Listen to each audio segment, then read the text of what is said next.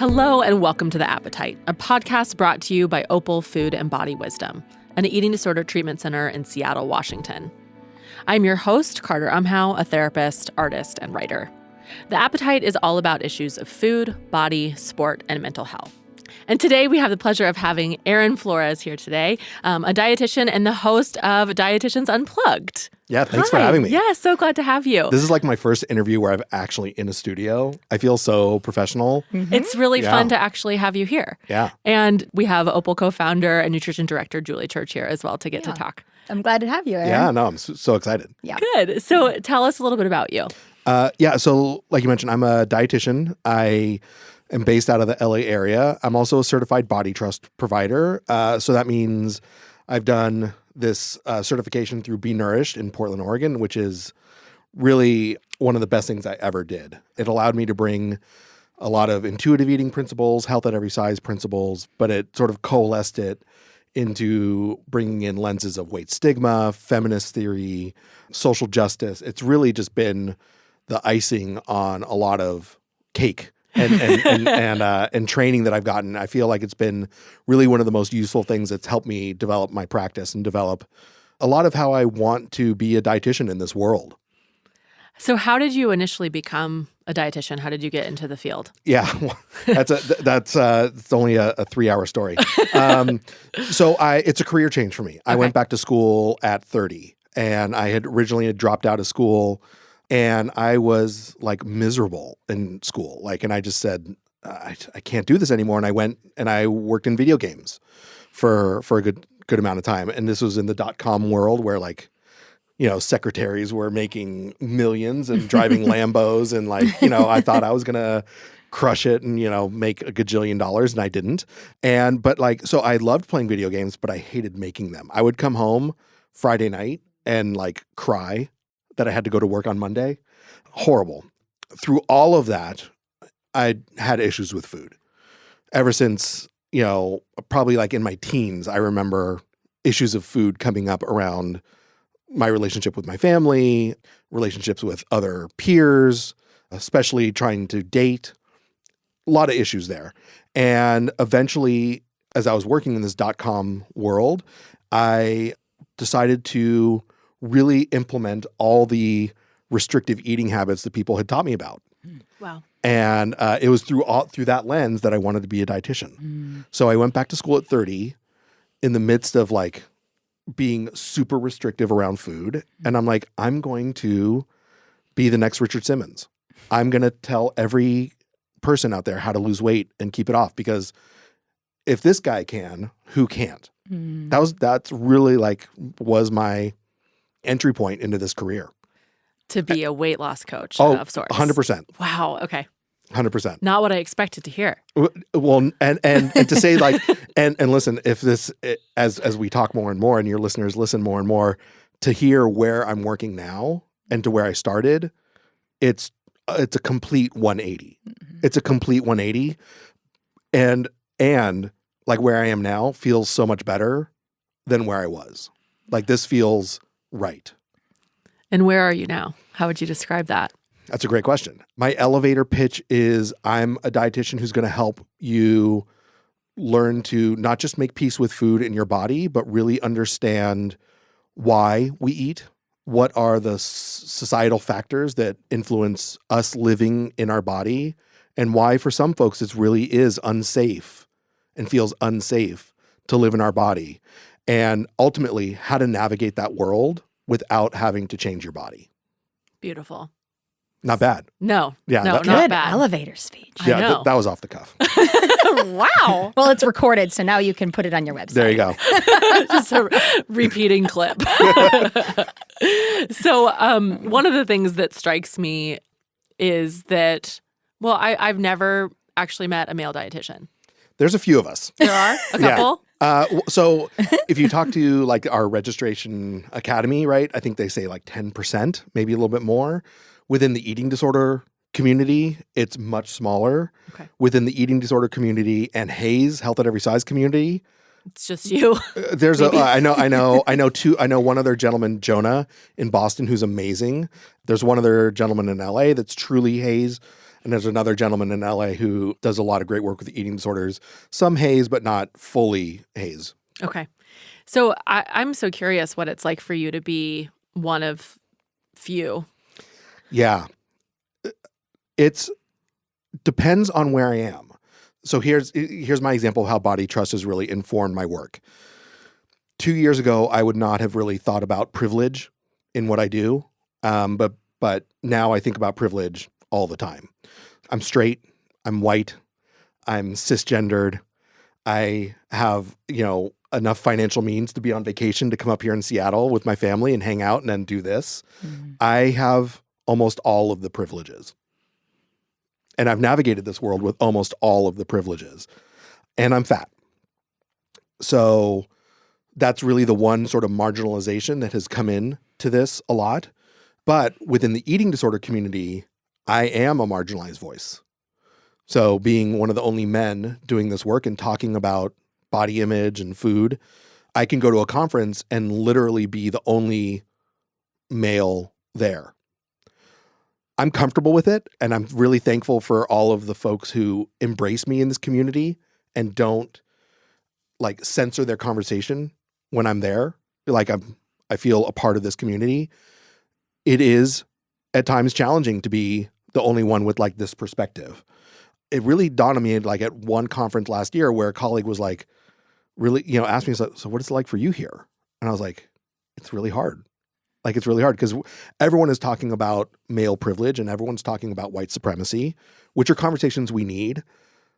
But I felt in that moment I'm the personification of all of these things, right? And even though that's not my slant, I'm feeling like I'm the personification of all of these things that we're addressing in the room. And that was challenging, but I also know that I have a lot of folks that will just listen to me and will want to hear how I'm feeling, which is nice. Right. You said earlier in the body trust training that you've done that you got this anti-oppressive feminist lens. How has that changed your work just personally as a man and also as a dietitian, presumably also working with men? Yeah. Well, first off, I think the reason body trust resonated so much with me is I grew up in a family where there's a lot of strong women and women who have, and men who have spoken out against things that are wrong. So it's really, my grandmother has been arrested for protesting multiple times. She still goes out, in her wheelchair to marches, Awesome. In my family, I think that's always been there. I just got to connect it professionally. What it means for me professionally a lot is bringing in these conversations in the room and saying bodies are political. We don't have to think of that as a red state, blue state thing. We just need to think about who gets the power. Certain types of bodies get more power. And we can talk about it in this lens, right? And say what does it feel like to not have power? What does it feel like to be sort of oppressed by a system that marginalizes your body? I think that is the lens that it's brought in. And I will say that there have been some clients that say, I don't want to talk about that. That doesn't feel like my issue. And I'm like, okay, that's okay. And then they usually find another dietitian, which is fine because it makes space for the people who do want to have that conversation. It makes space for those folks to come in. So I bring up the politicalness and what's going on around us in this world all the time. I feel like I have to. Yes. Can you give an example of the way that you bring yourself into it? So one of the first things I do with a lot of clients is mention bodies in the room. And I just say I'm living in a larger body and I'm going to identify as fat and I'm going to use the word fat all the time, not as a negative, but really as this is my activism. I get to use it as a reclamation tool and help us get comfortable with this word again. And I usually say, if that brings something up for you, let's talk about it. You might be sitting in a smaller body. You might be in the same body. I just want to hear what your thoughts are about that. And rather than have it be sort of unspoken, the thing that I love about our community so much is we want people to feel safe in the room. Yes. And it's given what people live with in this world, that's a huge ask, right? To get someone to feel safe in your room, you're really asking them a lot and a lot of trust. So if I can name body diversity and name weight bias from the beginning, I think it gives a framework that this is an okay conversation to have. Yeah, there's nothing taboo. There's nothing taboo about it. Mm-hmm. Yeah, and I think that you could speak as a therapist, Carter, too, but I think the power of allowing for a client to work through their fat phobia in the midst of the work with you could be something that is so unique. Like that, it's just not an opportunity that's offered to that many people doing this hard work in their eating disorder recovery. 100%. Yeah. Do you find that there are particular things that you're encountering with male clients versus female clients in terms of the work that you do in this sort of more political framework? It's an interesting question because I get asked about, because I'm the unicorn, right? Yeah. Or one of the unicorns out there talking about male body image and eating disorders is like, so what's the male body image experience? Right. And I think what I'm falling into more and more is that this idea of whoever's in my room, whether they identify as male, whether they identify as female, obviously that lens is and that intersectionality is going to come up. But what I'm finding is that there's so much more in common than out of common. And I think the uniqueness of the male identified body image experience is that there's usually less space given to talk about it. Right. It's there. It might show up a little bit differently about like how it might manifest, but it's there. The level of oppression is still there. And my theory, no one hijacked this, right? This is Aaron Flores copyrighted. But my theory is that because so many men have lived with privilege, that when they live in larger bodies, it is that maybe one area where they've been marginalized and they don't know what it's like to butt up against that feeling, right? So to feel unsafe in their body, this might be the only time they've ever experienced that. Mm. And that's a new feeling. And that's really uncomfortable and hard to access. So I think that's one of the things I'm trying to wrap my head around, right? Is how do we name that part, right? Like when someone comes to me and says, why are we talking about privilege so much? Because it is wrapped up in everything you're experiencing. It might give us language for what you're experiencing, right? That really might name it instead of dancing around it. So one of the things I'm always saying in my office is, and then what? Because they're always saying like, oh, well, if I eat this cookie, I'm going to gain weight. And then what? Right? And let's go down the rabbit hole as far as it goes until we get to, but then I'll be fat. Mm-hmm. Right? That's where we need to talk. Right. I love the way that you just put that sort of idea of, for a male that is white, cisgendered, heterosexual in particular, that fatness would be the place that they first experience that first glimmer of lack of safety. Yeah. It's exciting to me that you're getting to have those conversations, because I watch the men in my life just so scared to talk about any of the experiences that they have of their body. Mm-hmm. And those places where I do hear them start talking about it feel like an access point to the vulnerability that so many other marginalized communities and groups and peoples are desiring from the privileged person to go, hey, can we be vulnerable together? Can we be recognized in our vulnerability? And so though that would be an incredibly hard experience, it's also sort of the neutralizing space to be able to have access to all these other systems that are at play all the time anyways. Yeah. It could be a great entry point for a lot of people into this conversation. Absolutely. Right. So speaking of some large systemic issues, I know that both of you are probably pretty plugged into the drama that's going on over at Weight Watchers, or WW as they call it these days. Don't get the name wrong. Yeah, it's a new lifestyle brand. Yeah. It's not about weight, it's about lifestyle, and it's called WW. So they tried to get that third W, but it was taken, right? By everyone. Everybody. Oh my gosh. Okay, so for those that don't know, can either of you explain what this new campaign is that's going on? Julie? I want to give a little backstory, too, with Weight Watchers in saying that last summer there was something that caused quite a stir in our community as well, and that was that they had opened up their services for the summer to teens for free. Right. So that's something just to kind of give context. So that happened last summer. Our community responded with all sorts of things, including a free ebook that's out there. We'll put a link on here for that had contributors from our community that have all sorts of resources and tools that allow for teens and others to just access a different way of approaching one's health and wellness. And then this summer, which is what we're in the present moment of, summer of 2019, WW is now offering a free app to 8 to 12-year-old children to lose weight. Yeah. Hey, what is it called? I forget. Kurbo. There we go. Thank you. With a Kurbo. K. Yeah, with a K. Why? What does that mean? Kurbo your eating. Yes, curb your appetite. Yeah. I would say. Yeah. Have either of you seen the app? I have not downloaded it personally. I've seen a lot of screenshots of it and a couple people walking through it, but I personally have not downloaded it. I know. As I ask that, I'm like, why didn't I in order to research this topic? But at one... Because it feels dirty as soon as you do it. Exactly. I don't want to get near it. It's weird how sick I feel. Yeah. Speaking of sickening, this is a question that is hard to even get out. What is the problem with this? Because obviously there's a huge one. Aside from everything? Right. Yeah. Yes. How do you parse apart all of the wrong? So here are my takes. High level, we can drill down into them. Okay. One is diet culture is capitalism. It is driven by the dollar. It is driven by, making money off of people's own body hatred and fat phobia.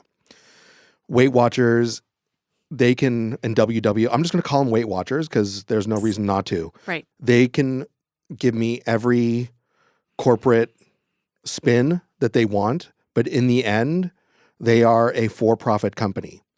And much like we can parallel this to cigarette companies back in the 50s and 60s and 70s and 80s and even 90s, but I firmly believe that they are targeting their new clientele, right? Yes. Building brand loyalty by bringing in kids. And they know that it will be an increase in their revenue, that these kids will become teenagers and will become adults who will continue to use Weight Watchers throughout their life, and that they are building lifelong consumers of their product. There's a quote from the CEO, former CEO, not the current CEO, where he said at a shareholder meeting that our ideal client enrolls 4 to 6 times.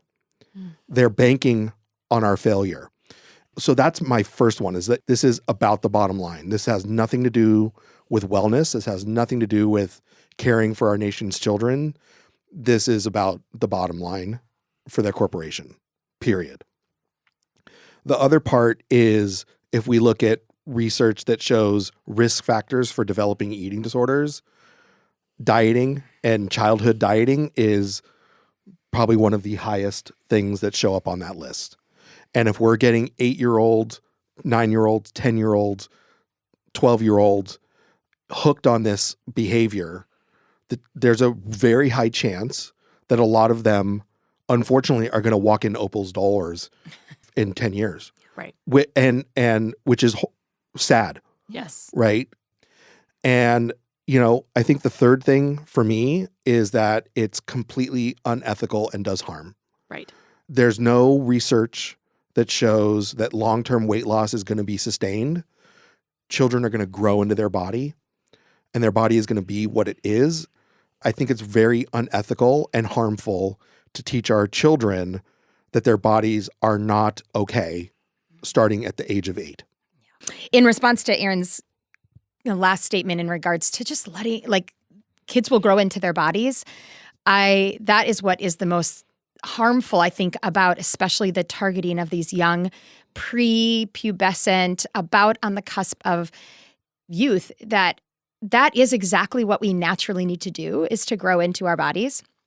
And that means the awkward, clunky, weird, unpredictable, everything that comes along with that prepubescent into pubescent time. And that is what's so scary to me, is that the intervention of Weight Watchers in that season is not at all allowing for the natural biological processes. And it just tells that child that that child will never know what their body was supposed to be.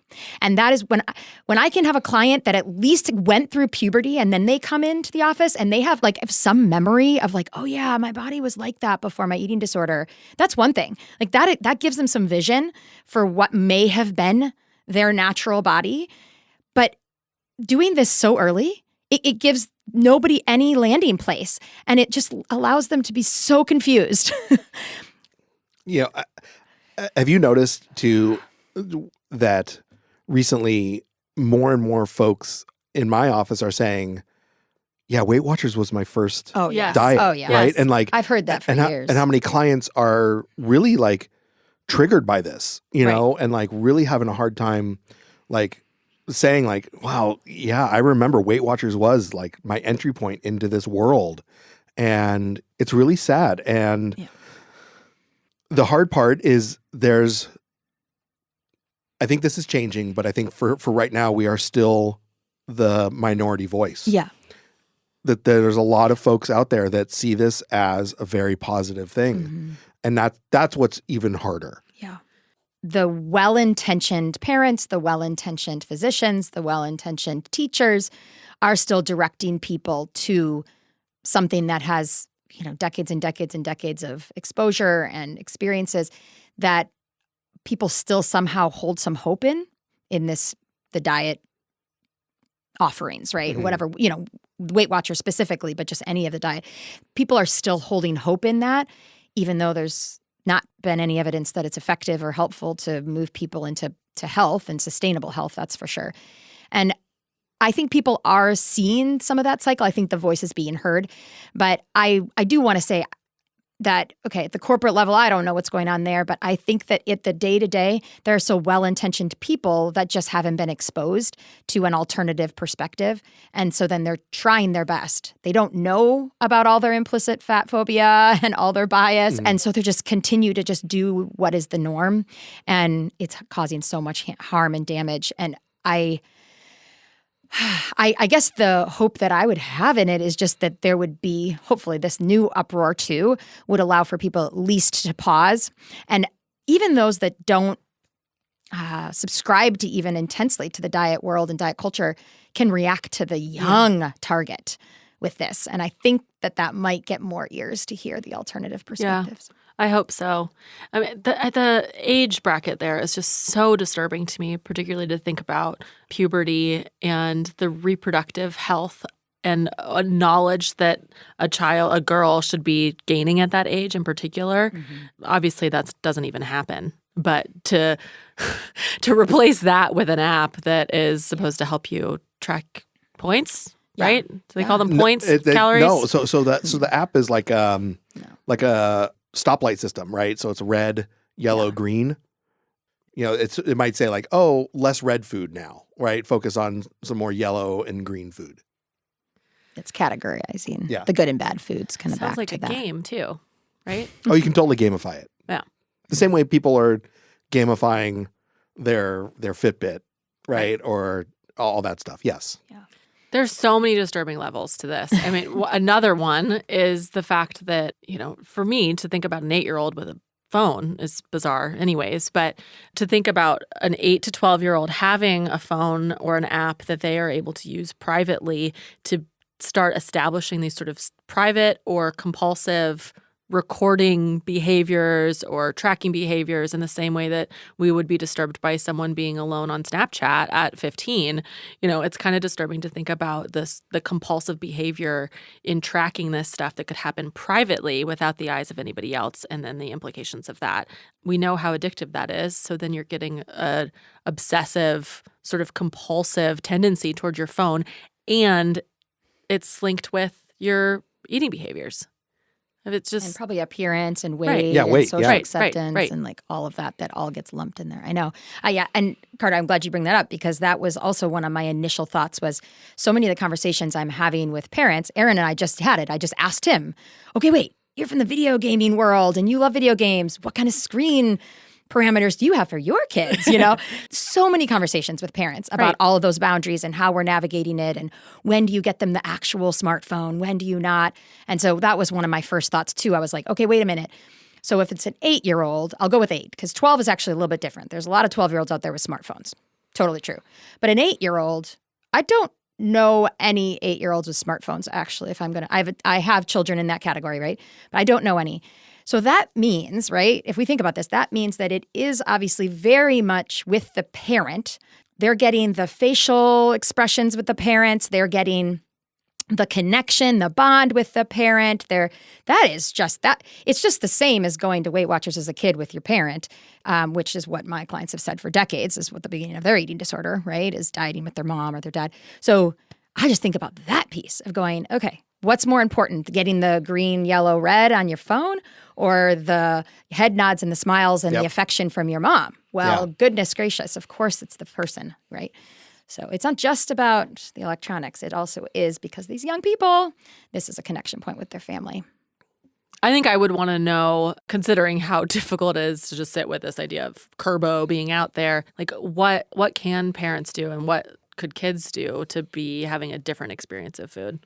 I think what's really important is, first off, parents being able to sit with their own vulnerability around bodies and their child's bodies growing into themselves. And speaking as a parent with twins who are 11, almost 12, right in that wheelhouse. Right. It's really interesting to see how each of my kids navigate bodies. And one of the things that we do a very intentional job of doing in our house is, we were talking about offices being safe spaces. How do we make our home a safe space for bodies?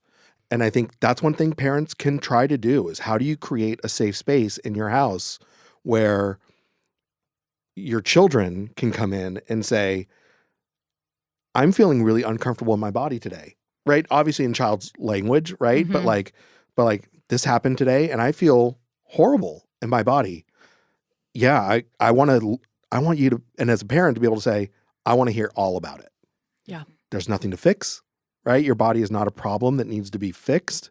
Your body is your body. We love your body. And using whatever sort of resources are available to help reinforce that, aside from words, but also to say, like, then let's talk about it. It's taken a lot of work for us as parents to do that for our kids, but it's well worth it when those things come up. Not that they have to talk about it right then, right? But that we can always circle back later, right? When our energy levels are a little bit calmer, and discuss it and discuss, like, what are the implications of all of this? Mm-hmm. I think too, to parent listeners, I would say that sometimes those conversations that might happen or a kid says something could be 30 seconds to like 90 seconds. Totally. And to just be, my husband's always like, fewer words, Julie. So I'm talking to myself here. Yeah. But just allow them to be short and succinct and allow the child to circle back when they're ready for more too. I always want to take the one opportunity. Oh my gosh, they said something about their body. I want to respond, and just recognize, okay, we can have a lot of short conversations too. And there can be a tone of, I want to talk about this, that then they know they'll come back for the next safe conversation. What's interesting is, my family should be a case study for someone because really, like, our kids will have from a very early age picked up on both friends, families, but also other people like within our social circle who are really engaged in diet culture and are like, oh yeah, like this person doesn't eat that. Do you know that? I'm like, no, why? I don't know, but like they're not eating that. I was like, yeah, that must be really hard for them. Yeah, I'm happy we have all the things in our house, right? Oh, yeah. And like, I know there's gonna be some people listening who are just dipping their toes into some of this stuff and are like, that sounds great, but does it really work? And my answer is yes. Like my son, he has like a snack shop in his bedroom. A snack shop? Yeah, like literally he like just has one area of his bedroom that is full of snacks. Cute. They're snacks that he likes, and they literally sit there all the time. And he doesn't like binge on them. He doesn't go crazy on them. He might have one every other day, once a week, whatever. It's not like he wakes up at 2 a.m. and all of a sudden it's gone. Right. Like he has all of these foods like in his bedroom and he just picks at them when he wants them because he knows that we're going to trust him and he knows that we're not going to hide them, that those foods are not bad. And he also knows when he's had enough. Yeah, I love my kids away at camp. And I know Aaron's kids also go to camp in the summer, but away at camp and he has a certain amount of money in the little honey hut, which is where you go and get snacks at snack time. And I love that. I love so much independence and his ability to work it out and figure it out for himself. He's got a fanny pack he carries around so that he can have the snacks and the stuff with him.